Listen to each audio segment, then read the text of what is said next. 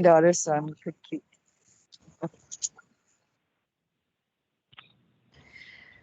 Good morning. We have about 2 minutes until we get started. I'm Sultana. Hello. Nice to see all of you this morning. This is my second WIC Lunch and Learn. And I just wanted to say, I'm curious, while we're waiting for people to trickle in, has there been a hobby or some kind of new activity that you've been doing during quarantine that's helping you maintain your sanity? And I'm asking that because I'm doing a lot of virtual conferencing right now, as we all are. And last fall, maybe, I started watching YouTube tutorials and Instagram tutorials on how to do makeup. And that is what is getting me through the day. So do you have something that's helping you maintain your sanity as you are in quarantine or isolating, or is there some new hobby you've picked up? I'm just curious to see what other people are doing with their time. And I like makeup specifically because it forces me to sit down and only focus on myself for 20 minutes or however long it takes me, depending on, how steady my hand is on any certain day. And you could just throw your answers into the chat box. This is Ginger. I got an air fryer, and so I have been wrapping everything in egg roll wrappers. Everything. So good. I love that. I love that. We have an air fryer too. As of quarantine. So I'm with you. Yeah. And so welcome, Sultana and Ruby. We are going to start right at 11 because I know you have a lot of material to go through. We have quite a lot of people already on. Sam is here. So Sam, give me a thumbs up if you're ready to start, and I can get us going. All right, there. Thanks, Sam. So hello, everyone. Please welcome me in joining Sultana Khan and Ruby Parker for our March Lunch and Learn.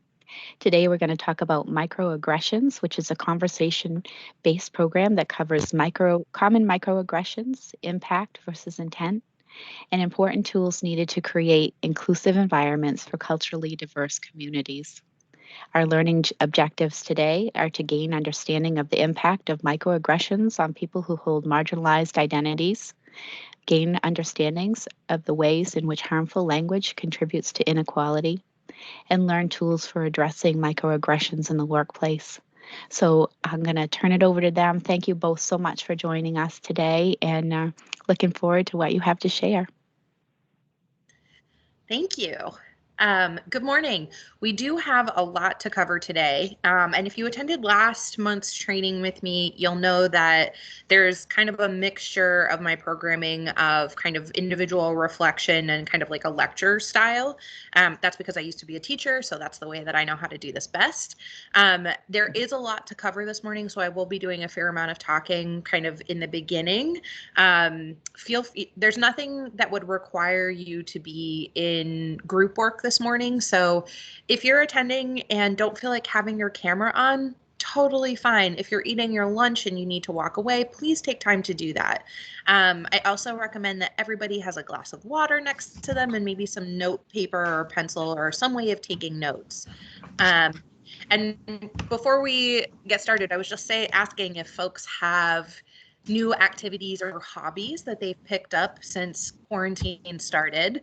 And if you do, I was just saying makeup has been my new hobby over the last year. So, I went from being a no makeup person to being a full face of makeup person, but only for virtual days. And I've really been enjoying that. So if you see folks adding things to the chat box, it's other participants talking about the things that they're doing. And thank you, Ginger, for sharing with us that you have gotten an air fryer. That's a really great hobby to add into the mix. I appreciate that.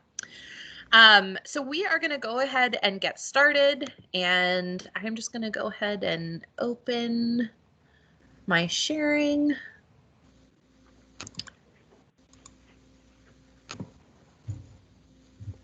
No.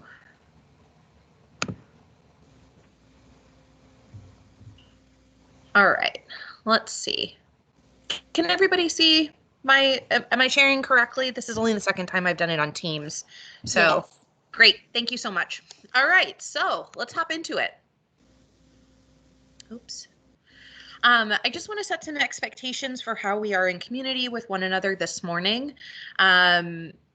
Just want to say that a lot of the times when people are engaging in anti-racism work or talking about race-related topics, there tends to be this belief system that there's space for debate and that this is a place to be talking about whether or not those things exist or if they are as impactful as science shows us. And I'm just going to really set the stage today that that is not what we are doing here. So if you are here and you are attending, by participating in the workshop, you're agreeing to the idea that in our society, all kinds of isms, so racism, sexism, classism, ableism, all kinds of phobias, homophobia, xenophobia, etc., those all exist and they are widespread, and they are in fact so widespread that all of us have internalized negative beliefs, prejudices, and stereotypes about groups of people in our communities, and specifically about marginalized groups of people in our communities. So we're not going to debate that today. Thank you so much. If that is something that you don't feel like you can meet the expectation about, I invite you to hold off on asking any questions or debating, and I welcome you to contact me after this presentation. A couple of other things just to keep in mind. These are premises that I set with everybody as I'm doing this kind of work. If you're feeling defensive, sit with it. You probably will. Especially, last month's training was kind of like really logical, science-based. We were talking about brain function. Today is a little bit more about interpersonal dynamics and emotional awareness and resiliency. And so there will be some defensiveness. You might recognize some characteristics in some of the scenarios. And I just invite you to recognize that defensiveness and examine it. Talking about staying on track, the things that we're talking about today are specific to the current social environment in the United States. So we're not bringing in, outside, we're not bringing in foreign countries or the way that other nations do things or other cultures do things. We're really talking about our specific experience in the United States at this time. And we're also going to focus on confronting bigoted behaviors or language rather than attacking people. It's very easy for this to become kind of rhetoric around how people are versus how they behave. And we're focusing today on how people behave. There's a wonderful document that you can find on the Showing Up for Racial Justice website, SURJ. Some of you might be familiar with that. That is talking about characteristics of white supremacy that are a little bit insidious. And one of the things that I just want to talk about is, when we use the phrase tools of the oppressor, kind of mentalities and perspectives that are really rooted in white supremacy and patriarchal societies include perfectionism and black and white thinking, so that there's a high expectation of people to be right and correct and well educated, and then that there really only there's only one way to do things. And that is not going to help us in anti-racism work. So we are really going to try and focus away from those things. We're going to make space for each of us to be engaged in learning and not to be perfect, and also to believe that other people have different perspectives than we do, and that there's no one right way to approach this. And then exposing myself as a longtime organizer and activist. Hope and love are critical components to this process. I think it's really easy for all of us to become depressed or demoralized by the state of what is currently unfolding. And the way that we power through that is to be hopeful and to have optimism that change is possible. So, and just one other reminder, because I'm facilitating by myself today, I will not be perfect. And I live with 4 dogs. So I have my handy dandy spray tool. If they start barking, I will do my best to quiet them quickly, but I would appreciate your grace. So let's hop into it. I'm going to give you 30 seconds to come up with a complete definition of the word microaggression. Now, when I say complete definition, what I really want is, can you write down 4 or 5 words that encompass what it means what the word microaggression means to you specifically. And I'm looking for some really specific terminology. When we're thinking about microaggressions, what's the impact? How often do they happen? Things like that. So I'm going to give you really 30 seconds. And when you have 1 or 2 words down, will you please just go ahead and type those into the chat box so that we can all see them? And it's okay if you're repeating. The point is really just to have one version or one place where we're recording everybody's thoughts. I'm just going to give us, again, this is going to be a really short exercise because we do have quite a bit to cover today.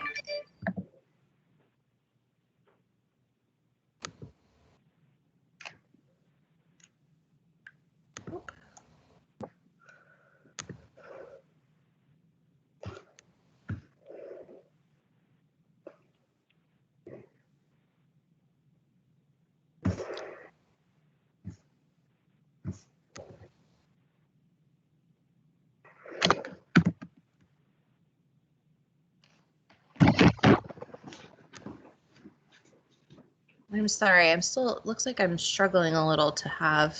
How do I get back to this chat box? The real question. I think you can click up at the top. There should be a chat box. There, sorry, I was trying to move from the presenting mode, sharing mode, to being able to see this. All right, so let's see what some of these answers are. Oh, also making yogurt at home. Wow, great one. Love that. In terms of things that are keeping us alive. Realizing today, everyday hate and regular interactions. Okay, thank you, Anna. Anna and I used to work side by side together, so I really appreciate that Anna was the first one to jump into the chat box. Thank you so much. Important thing to note, one thing that I'm seeing in here every day, that's a really important piece of microaggressions. It's a daily thing that's happening. Passive aggressive comments to break someone down, negative thinking, unintentional, regular thoughts that appear on the face or in the tone and action. So we're seeing a couple of important things here. One is that they can be unintentional, that they're regular, again, daily, and that they don't necessarily have to be verbal, so they can be nonverbal, right? If we're seeing them appear on people's face or in their tone or their actions, etc. Dismissive, passive, or indirect can be hidden in normal conversations. Subtle, indirect, casually dismissive, and not aware or not sorry. These are great. Thank you so much. I'm just gonna head back to sharing. And we'll go back to presenter mode. Sorry, it takes a second for Canva to get back into this, I think. All right, so we nailed a lot of these. Microaggressions are everyday, verbal or nonverbal, and this one was one that got touched on, but we didn't have this exact word, environmental slights. And we're going to talk about that quite a bit more as we go through this process, because environmental slights are often the ones that are most often occurring and yet receive the least amount of attention. So they can be slights, snubs, or insults, whether intentional or unintentional, that communicate hostile, derogatory, or negative messages to people based solely upon being members of a marginalized group. Now, also, I just want to say this term came to fruition in the 1970s. But it has been more recently kind of like updated and has received kind of a resurgence in research and conversation, et cetera, primarily due to the work of Dr. Daryl Wing-Sue, who works at Columbia University and is really a pioneer in this field. So again, they're harmful, they're daily, they can be verbal or nonverbal, they can be intentional or unintentional. And there are 3 different kinds. I'm just going to skip this slide really quickly. 3 different kinds of microaggressions. And now I also just want to say, when we're talking about descriptions, when we're talking about definitions, when we're talking about types, all of this is constantly evolving. This is not, we're not accepting these as the be all end all of what it is to be a microaggression or what it is to talk about microaggressions for the rest of time.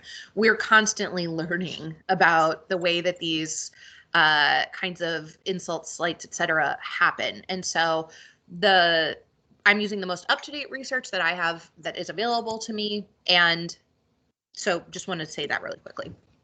So there are 3 types of microaggressions: micro assaults, micro insults, and micro invalidations. And from each of those words, you get, I think, a pretty clear understanding of what each mean. Micro assaults are really the more stereotypical racist behavior that you see in the movies, right? This is someone using a slur at the gas station. They're intentional, they're explicit, and they are meant to degrade, meant to discriminate, meant to make somebody feel terrible about themselves. So some examples of micro assaults: refusing service to same-sex couples, or displaying overtly racist symbols like the Confederate flag or the Nazi flag. These are really, when you're thinking about, oh, what have I seen in the movie where I'm like, that was racist, this is what we're talking about, micro assaults. When we're looking at micro insults, they are perhaps less intentional, but really are conveying insensitivity, rudeness. They're meant to degrade a person's ancestry, identity, or heritage. One example that I have for this, and we'll come back to this, and thinking about how someone is different than a stereotype would indicate. So, for instance, there's a commonly held stereotype or belief system that people of Asian heritage or Asian descendants are all good at math. And so implying that someone is not particularly Asian if they are not good at math, or in fact that they might be the same as the stereotype, that could be a micro insult. Micro invalidation, these are generally less intentional, certainly pretty impactful. So essentially, micro invalidations are meant to exclude, negate, or nullify an individual's thoughts or feelings and the questioning of their identity or experience. Also, lumping people of the same race together, expecting everybody who has the same racial background or ethnic background to have the same lived experience, etc. So, or, questioning whether or not, so for instance, if I was to come in this morning and say, wow, I just experienced this really lousy racist interaction with someone at the Rite Aid in my hometown, and someone said, I've been to that Rite Aid and they're pretty nice people. Are you sure they were being racist? That's a really good example of a micro invalidation. We are going to jump really quickly into an individual reflection, and I don't want you to be naming whether or not these things are micro assaults, invalidations, or any of those things. I want you to be thinking about how this scenario makes you feel. And I'm going to give us like a fair bit of time. Maybe about 5 minutes. And I'm going to read the reflection out loud. And then I invite you, after you've processed, thought about it a little bit, to throw into the chat one of the ways in which the young person of color could have been harmed in this scenario. And I want you to come up with ways in which the harm that you're talking about could have been addressed. Now, I want to just say, you're not trying to figure out the intention of the person or the people who are causing harm. You are literally just trying to think of the way in which the young person of color in this particular reflection has been harmed. So I'm going to read the scenario out loud. I invite you to take notes or, put into the chat, whichever is easiest for you, each of the ways in which you're thinking. And I invite everyone really just to maybe think of one that they can put into the chat so that everyone can participate. So here is the first scenario. A shopkeeper follows a young Black person around a convenience store. After leaving the store, the young person comes to their after-school program visibly frustrated. They are the only young person there, and they throw their backpack to the floor and begin to describe the experience to a staff member with whom they have worked before. The staff member, who is an older white person, first asks the young person to pick up their backpack and hang it up properly before allowing them to continue their story. Then the staff person tells the young person about their own experience being followed around a fancy store as a teenager. When asked by the staff member if they want to work on a piece of writing about the experience for their daily writing session, the young person says no. The volunteer says, "But you've got such a powerful experience to write about," and encourages them to write about it anyway. So I will leave this up on the screen. And if you're a person who processes quickly, feel free to just process in the chat box and throw in one way in which the young person of color could have been harmed in this scenario.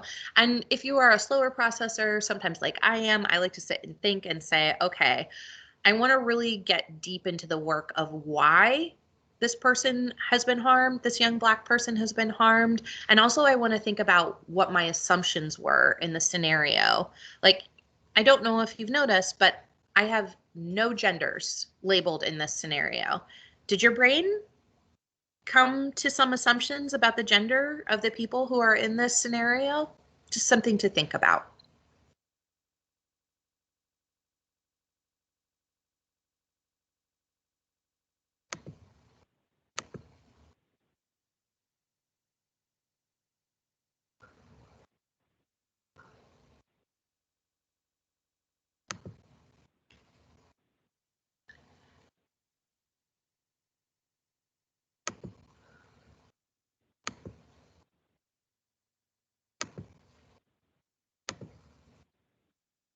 I'm just making it a little bit bigger in case that makes it easier for people to look at the scenario.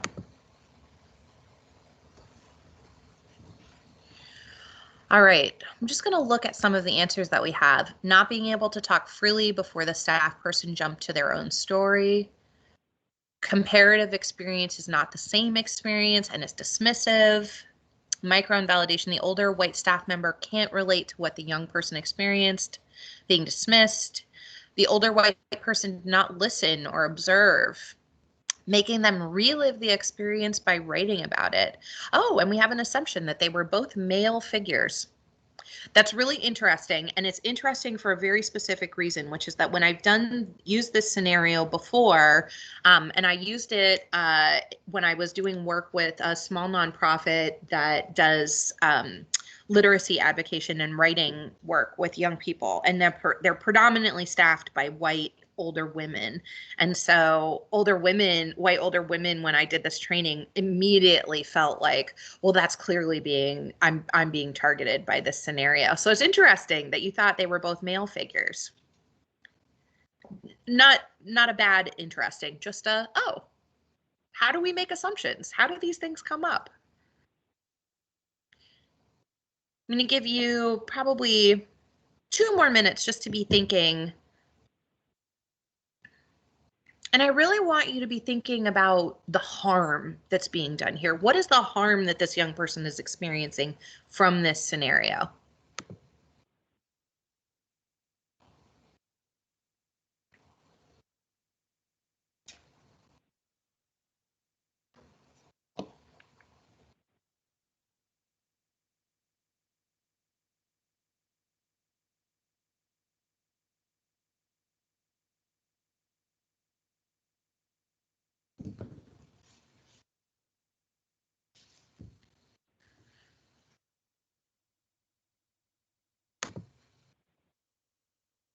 The older person gave their experience was nothing like the young Black experience, definitely. Harm is a person he trusted, did not live up to that trust. Really great point.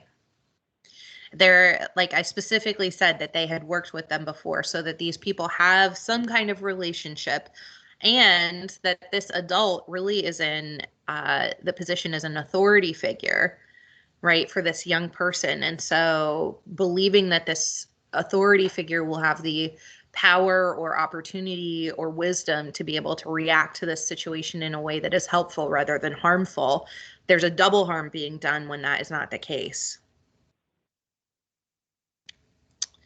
Not sure about the backpack, but focusing on proper storage implies storage is more important than the experience, definitely. Great point. And so I'm actually just going to keep us moving along. Thank you so much for all of these great answers. And I'm just going to say a couple of the microaggressions that are happening. So first of all, the shopkeeper's behavior criminalizes this young person on two levels, right? One, that because of their age, they are a criminal, and two, because of their race, they are a criminal. And it would be hard to sort out necessarily between the two of those things, which was more important, but the more impactful one clearly is race. Keeping up with being asked to pick up the backpack first, order and cleanliness are more important than your feelings, and following the rules is more important than compassion or building a relationship. Also, this was a one that really caught, I think, nerves, is that there's the use of the word proper. It implies that there's a proper way to do things, and by not doing that, you are not proper. And so proper really gets used as a tool in this case to separate people who have good behavior, quote unquote, from people who do not. Equating experiences, my experience is the same as your experience. This isn't about race, it's about age discrimination, which again is invalidating the experience as a form of racial aggression.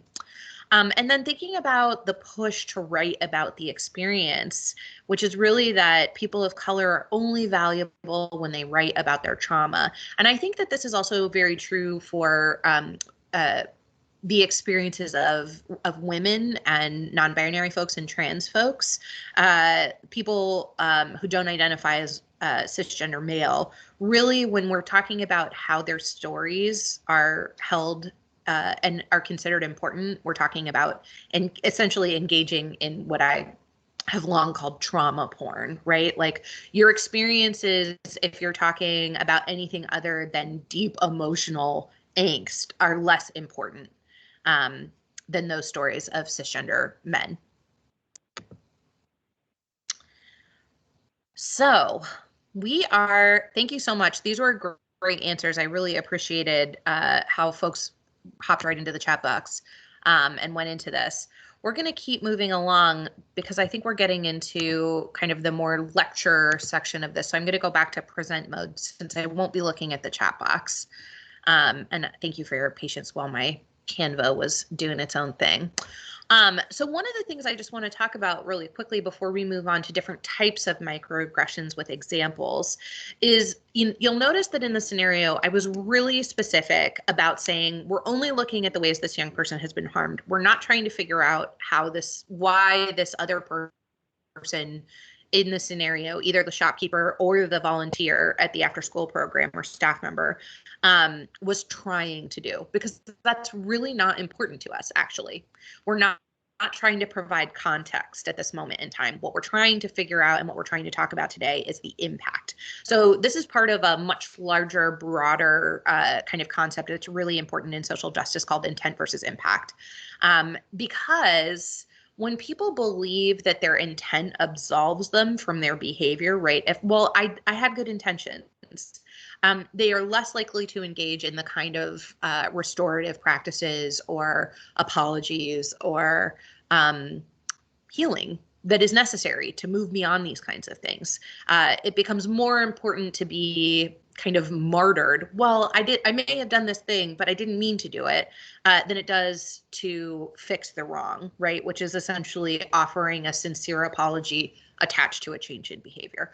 So when you hear things like, well, I didn't mean it like that, or you're being too sensitive, or how was I supposed to know? Or why do you always assume the worst about me? These are deflection tools that keep us from doing the real work. And it's one of the reasons that I always preface this kind of training by saying, if you're feeling defensive, sit in that defensiveness, because this is a tool that helps you move away from, but I didn't mean it that way, to, I didn't mean it that way, but I've done harm and I need to address it. So important thing to remember is that you can always be aware of what your intentions are and the impact of an event, but you can never know what another person's intent or your impact was on that person. So I always think about it in the light of, what's more important to me? Is it more important for me to be right, quote unquote, so that people know I'm one of the good ones? Or is it more important for me to be compassionate and to heal the wrongs that I have committed? So we're going to hop right into different kinds of microaggressions. And I think this is helpful. There are probably 7 or 8 of these because they give context to microaggressions that you might have heard and thought something about this doesn't feel quite right, but I'm not sure why. And so this is really, these slides, these next few slides are really meant to provide background and context and to explain how so these might be impactful. So, and this idea of being an alien in one's own land. So when people who look different or are named differently from the dominant culture are assumed to be foreign born. I get this all the time. I was born in Washington, D.C., but my family moved to Vermont, which is, I think, on par in terms of how white it is with Maine, like hovering in the 95 to 97% range, I think. And so I get asked all the time when I was living in Maine, when I was living in Vermont, where are you from? And when I would say, oh, actually, I'm from here, people would be like, no, but like, where are you from? Which is really coded for saying, what's your ethnic or racial background? And the assumption that I couldn't be American because of my name, or, I'm a really light-skinned person of color. I have a lot of white privilege, but also I'm still a person of color. And in white states, that automatically discounts me often from being considered a native person. So where are you from? Where were you born? Comments like you speak English very well, or you're very articulate, or, this one I get a lot. Oh, it's so exotic, which I think intent in that is really to find a way to relate, and instead ends up being really fetishizing or really kind of disconnecting me from what I look like and where I'm from. So, and what do these things tell us? This continuing to mispronounce names of students after students have corrected the person time and time again. I had a French teacher in high school who called me Sultana. I've known her now 20 years. I've corrected her many times. She still calls me Sultana. My name is Sultana. It's not a difficult change, but apparently it is not worthwhile to her to invest in that. And that's what I take away from that, is that it's not worth it to her to spend the time learning how to say my name closely. And what does this impact have on people? You are not a true American, you are a perpetual foreigner in your own country, or your ethnic or racial identity makes you exotic. Ascription of intelligence. So assigning intelligence to a person of color or a woman based on his or her race or gender. So, you are the concept of being a credit to your race. I think this is really important to hold up as a double standard, right? This is a standard that people of color are being held to, but that white people are not being held to. White people are never representative of their entire race. People of color are always representative of their race. Wow, how did you become so good in math? Or, conversely, to an Asian person, you must be good in math. Can you help me solve this problem? Women of color, there's both gender and racial attachments to this concept. To a woman of color saying, I would never have guessed that you were a scientist. Why? Why wouldn't you have guessed that this person could be anything that they so desired to be? And what it tells us is that people of color are generally not as intelligent as white people, that all Asians are intelligent and good in math and science, or that it is unusual for a woman to have strong mathematical or scientific skills. Color blindness. This one is a really difficult one. And I think it's really difficult because there was a huge push in the 1980s and 90s, post-civil rights era, to move from being multicultural to not examining people's differences. And so this kind of theory of color blindness, well, I don't see race, or we're all the same race, we're all humankind, was a really heavily accepted way of talking and thinking about race. And unfortunately, that means that it negates the work that white people need to do to address racism. And so these kinds of comments, when I look at you, I don't see color, or there's only one race, or America's a melting pot, or I don't believe in race, you're doing a couple of things. One, you're denying people their actual heritage, right? Like race does impact the way that I exist in the world. And so for people to say that they don't see race means that they don't see my experiences. It also questions our credibility or the validity of our stories. But it also says there's only one way to be in America, in the United States, and that's to assimilate to the dominant culture. If we're celebrating that America is a melting pot, we don't want people to assimilate to the dominant culture. We want them to retain the richness of their heritage and their ethnic ancestry. And so this is a disservice both to white people and to people of color. Believing that assimilating to the dominant culture would eradicate these issues just denies people of the richness of a multicultural community. Also denies the significance of a person's racial or ethnic experience in history, and denies people as a racial or cultural being. I'm Pakistani American, and being Pakistani is a really critical part of my identity. So when people say they don't see my race or my ethnicity, they're not seeing who I really am. Assumption of criminality, kind of going back to our first scenario, assuming that a person of color is, and I want to just say this isn't included on this, but I think that this is also really important and perhaps particularly relevant for WIC, is that people of color, but also people who are poor, often presumed to be dangerous, criminal, or deviant. And so while this says race, let's also be thinking about the other intersectional ways or identities that people hold that also impact whether or not people believe that they are capable of criminal behavior. So some examples, clutching your purse, clutching your pearls as a person of color approaches, being followed around a store. There is this jewelry store in Montpelier, Vermont that I went into when I was a teenager. I think I was like 16 or 17. And the owner of the store followed me around the entire time I was in there. Also, it's a one-room store, so that felt really onerous for the storekeeper. But I've never gone back there because I remember what it felt like to be followed as if I was a criminal. And I think, like in a small bit of pettiness, I think that store went out of business last year. So just goes to say it never pays to be racist. Crossing the street to avoid a person of color. And then in thinking about the ways in which we've seen this pop up in the media, I keep coming back to that young Black woman who was in her common area of her dormitory as a graduate student who fell asleep. She's a grad student. Of course, she probably fell asleep. She's exhausted. And so security coming and just assuming because she was a Black woman in a predominantly white academic space that she didn't live there and that she shouldn't be there. And in fact, she lived there and was a student. But also, here's another example. While walking through the halls of a chemistry building, a professor approaches a postdoctoral student of color to ask if he or she is lost, making the assumption that the person is trying to break into one of the labs. And what does this tell us? You are a criminal. You are going to steal. You are poor. You do not belong, and you are dangerous. Denial of individual racism, sexism, or heterosexism. It is kind of the belief that someone who does not have lived experience or who has not experienced a particular event has the authority to say whether or not that event was based on racism, sexism, or heterosexism.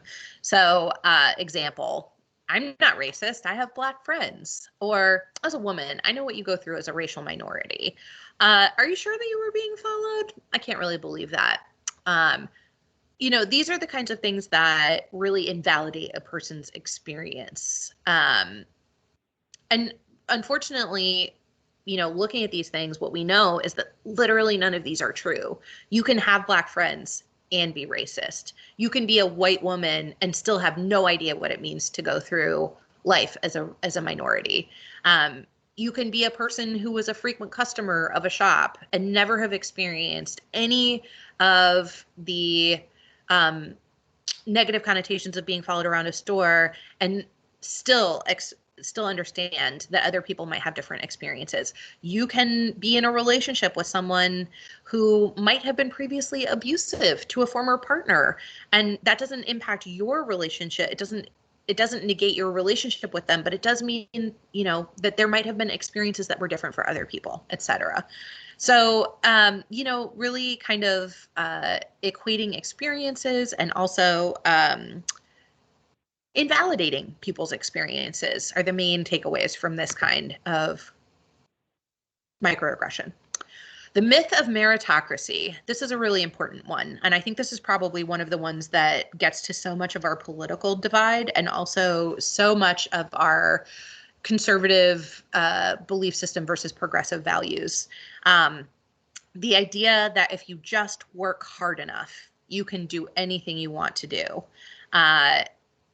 which unfortunately denies the reality that race and gender play a role in our success.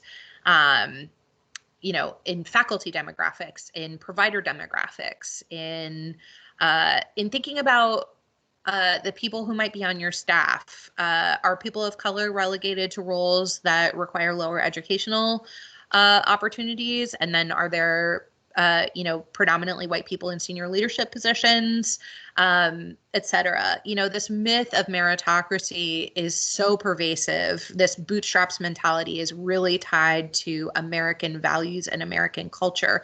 And something that's really important to take away from this is not that we should believe people shouldn't work hard for what they want, but that we have to accept that at the same time, there are other factors that are impacting their ability to be successful. So there are some really particular quotes that I've included in this that I think are important to just mention. Like, I believe the most qualified person should get the job. How do people become qualified? Is it because they have better access to education? Is it because they have family support that allowed them to do internships that they weren't paid for? Is it because, they had a relative living in a city where they wanted to get a job? What does qualified mean?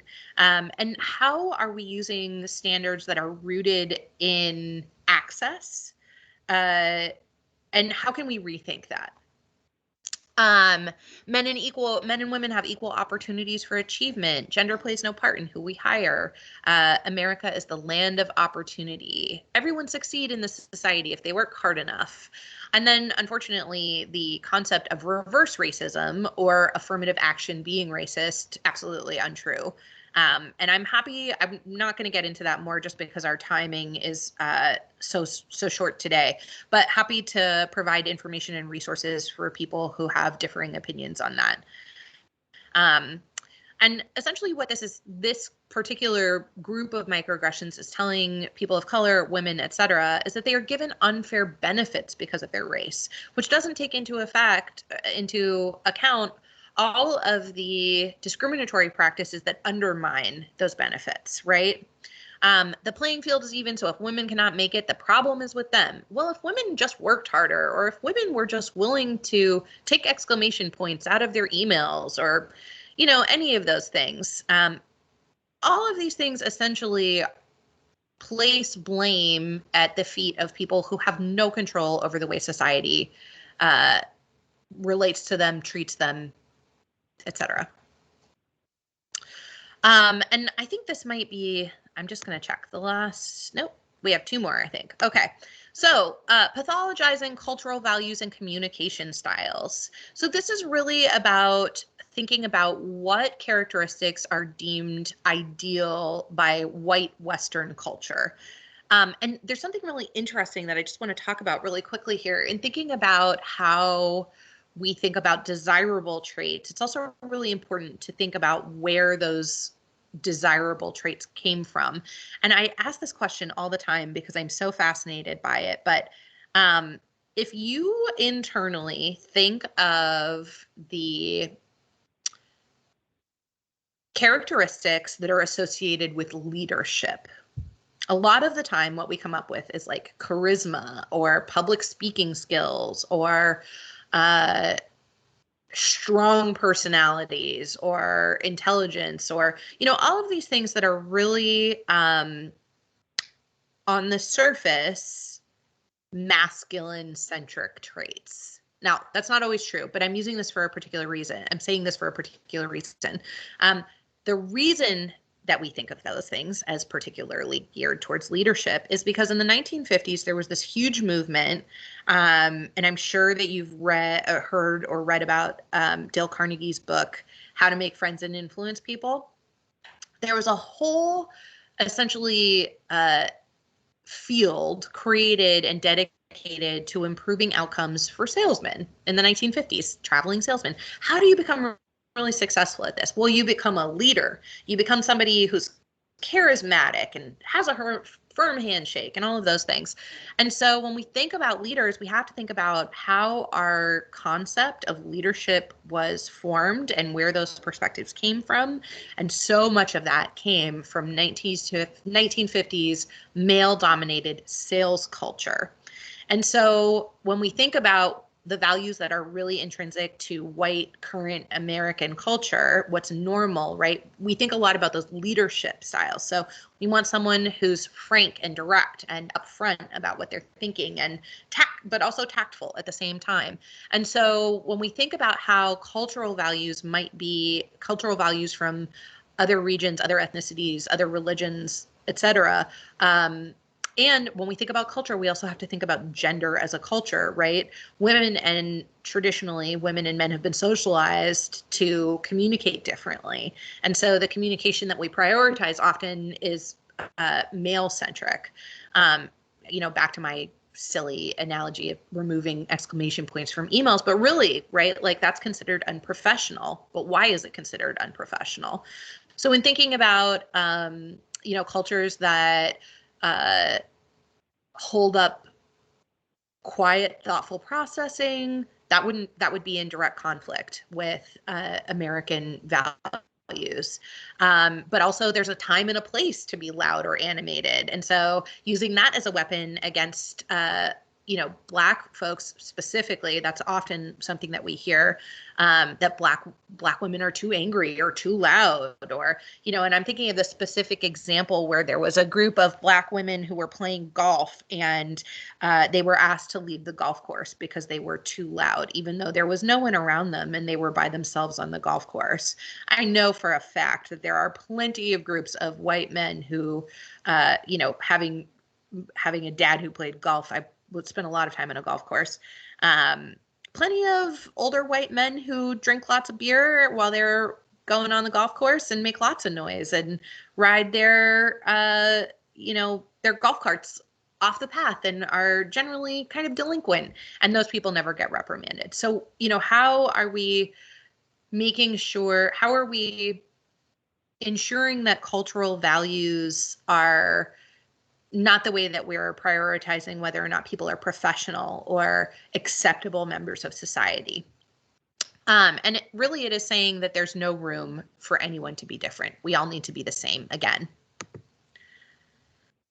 Second-class citizen. This occurs when a target group member receives differential treatment from the power group. So, for example, if you walk into a store, and there are two people waiting to be served. One is a person of color, one is a white person, and the white person getting preferential treatment. This is a good example, I think, also. When I was in my mid-20s, I moved to San Antonio to be a caretaker for my grandmother who's recovering from double pneumonia. And she lived in a predominantly white Air Force retirement village, which, of course, the Air Force retirement villages are primarily reserved for officer class and predominantly white. But because I was in Texas, the housekeeping staff, the medical care staff, and any of the other staff who were living and working at the retirement village were predominantly Hispanic.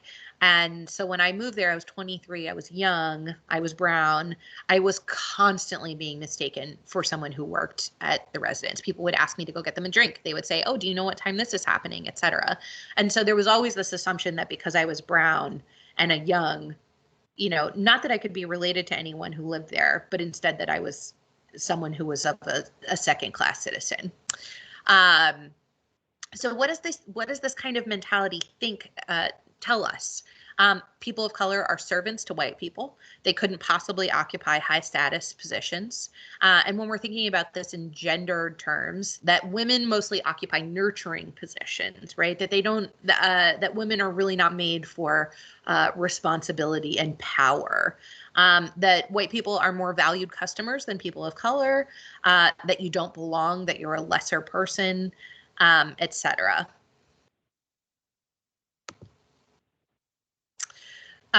Using sexist or heterosexist language, so terms that exclude or degrade women or queer people, LGBTQ plus people. So using the pronoun he or mankind or him to refer to all people.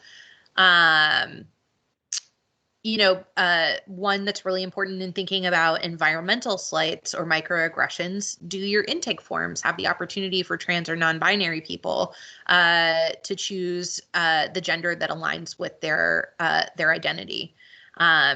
Also thinking about how heterosexism impacts this. Are there only two options for relationship status? Are you either married or you're single? But we know that there are many forms of relationships that live outside the boundaries of those two things. And what do these things tell us? That male experience is universal, that female experience is invisible, that queer people and their relationships or partnerships are not recognized, or that they are invisible, or that people who do not fit in with their gender stereotypes are inferior. I think traditional gender role prejudicing and stereotyping really is, we've talked about this before, so I'm going to go ahead and skip it. And I'm also recognizing we've got about 12 minutes left. So my question is, would it be helpful to do another scenario? I have 3 or 4 of them queued up, or would it be and that would, I would say, maybe give us 5 minutes to talk about that. And then use the following 5 minutes to talk about ways to interrupt microaggressions? Or would it be more helpful for us to focus solely on interrupting microaggressions for the next 10 minutes and leave a few minutes for any questions? So if you could go ahead and write your thoughts on that in the chat box, I would appreciate that. And I'm just going to go ahead and try and. All right. Oh, yes. Thank you. Anna, talking about Amanda Gorman being followed by security last week. Yes, she looks suspicious. Okay, so second option, let's hop into talking about the ways to interrupt. I'm just seeing more for option 2. Let's scooch on down and we'll talk about ways to interrupt, and I will leave a few minutes for you to ask particular questions if that would be more helpful.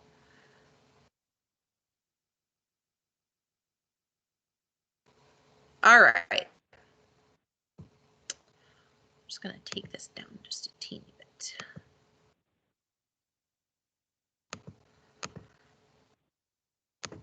So unfortunately, there's no miracle cure for dealing with microaggressions. And I think this is really important to recognize in all anti-racism work, is that anti-racism work is a lifetime commitment.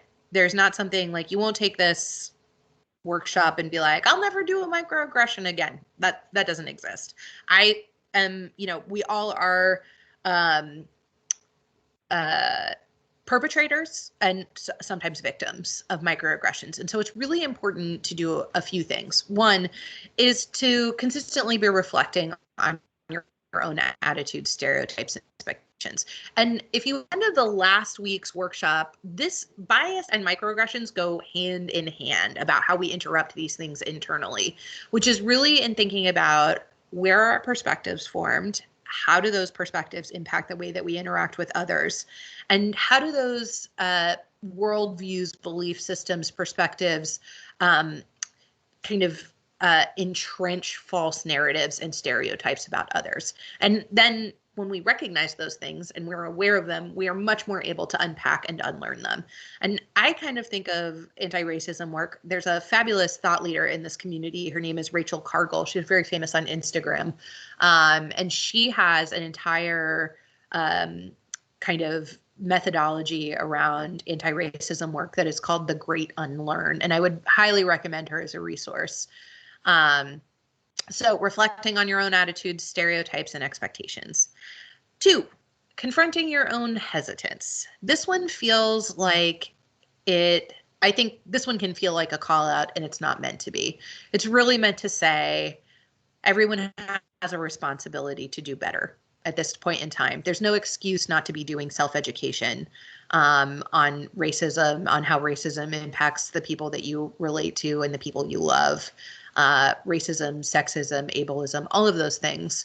And so, what is it that's keeping you from being an active ally? Is it capacity? Is it time? And then how do you figure out how to address whatever that barrier is? Do not expect other people with minority identities to be experts on any experiences beyond their own, and do not make them speak for the experience of an entire group of people.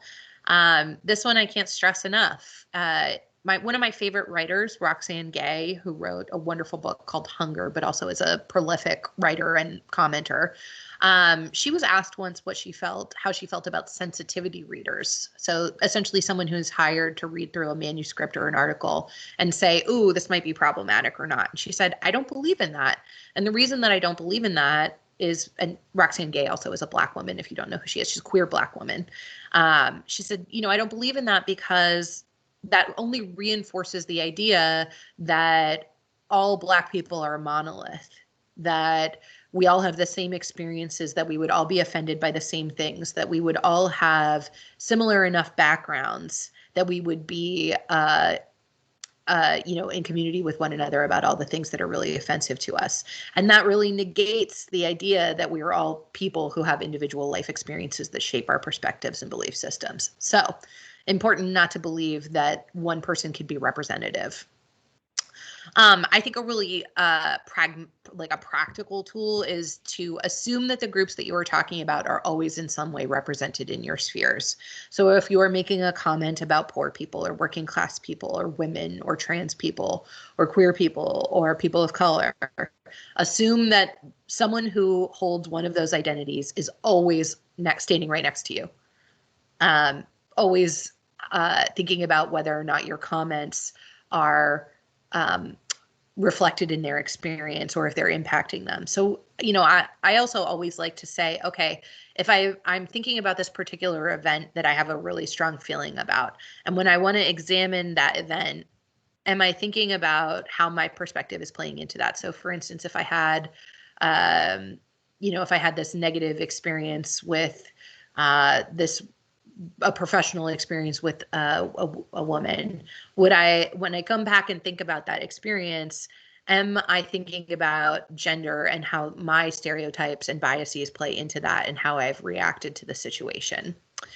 So in those cases where people do have the courage to contact you and point out they were offended by a remark that you made or an action that you undertook, please just listen to them. You don't need to explain why you behaved in one way or not. If someone's telling you that they've been harmed, the appropriate reaction always is to say, I'm sorry I hurt you. How can I do things differently next time? That's it. That's all it takes. And it's so often what we deeply desire for ourselves. So it's easy to understand that that is a thing that others desire.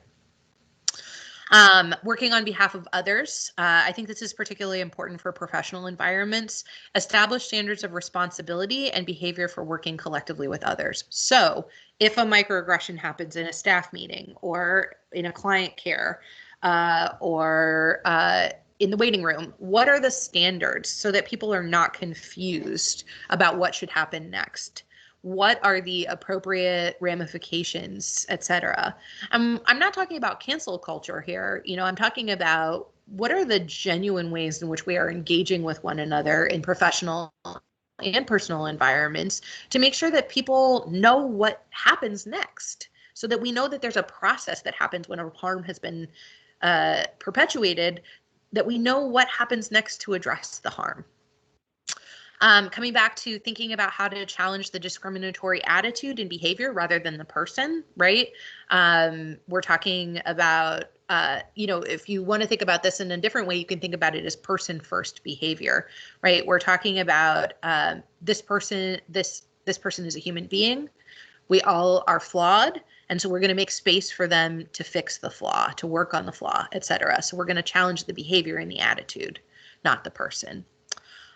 Really teaching others that impact is more important than intent. I can't say that enough.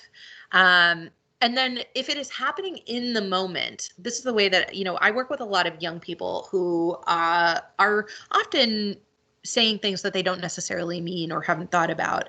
And the way that I address this, and I do this in professional settings as well as when I'm working with young people, is to stop it in the moment. So if something has been said, let's say I'm working with students and one of those students has been misgendered by another student. I don't take time to call that student out. I say, hold on, I just want to stop the conversation and I just want to point out that Sam uses they, them pronouns. Great, thanks. Moving forward, let's make sure that that's a thing that we do. And then I move on. We don't need to belabor the point. We don't need to create an international crisis. If it happens again, I say, I just want a quick reminder, Sam uses they, them pronouns. Thank you so much. If it happens for a third time, I take the person aside and talk to them separately because I have a relationship with that person and I can use my relationship to discuss it with them and say, you may not have realized that this was really offensive, but it is, it's harmful. And I'm really hoping that you can do some work on that outside of class to be able to make sure that Sam feels safe and cared for in this classroom. Also thinking about providing accurate information to challenge stereotypes and biases in the moment whenever it's possible. That requires a lot of self-education, right? If someone's talking about how, I'm trying to think of an easy example that Black kids for instance, in Lewiston, Auburn, in the school system there was a group of young people who did a youth participatory action research project around disciplinary measures at the school and how those were impacting students of color versus white students.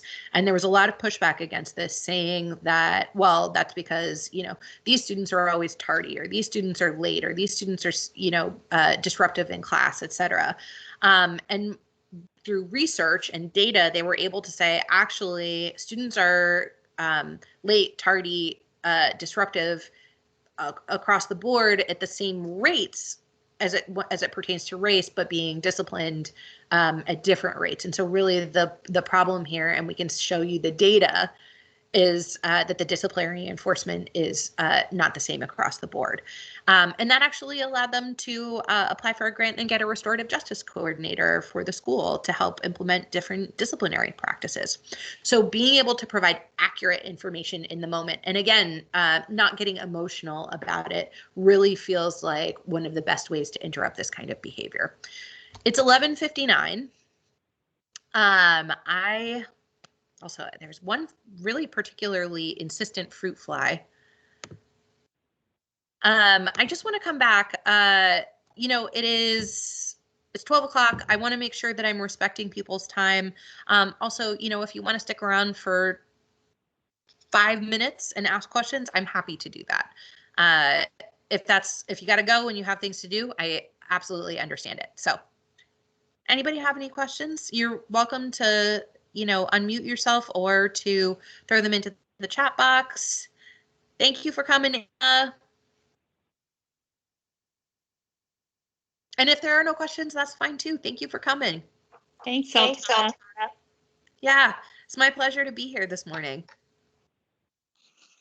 Sultana, this is Ginger. Thank you so much. We always appreciate your time, and Ruby, you as well. And this is just fantastic. Our work will continue, but today has been a great session. So thank you. Thank you for coming. And I also just want to say, I have previously offered versions of this training with the Maine Resilience Building Network. I am hosting this training, the training I did last week, and a racial history of Maine with the Noble Adult Education program at the end of March and in April. But I'm also talking with Mervin about potentially offering this series again a little bit later on in the year. So if you're looking for other opportunities or think that this was impactful and want to send other folks my way, please do that. I would appreciate the business. Oh, book recommendations for working on self and learning. Oh, yes, I got you. I have so many of those. You can feel free to email me if you want. I'm going to put my email address in the chat box. It's info@sultana.com. And feel free to email me, and I will happily send you resources and recommendations. And I also have a blog on my website, sultanacon.com, that I will be starting to update more regularly with resources and tools. And that's all free. So,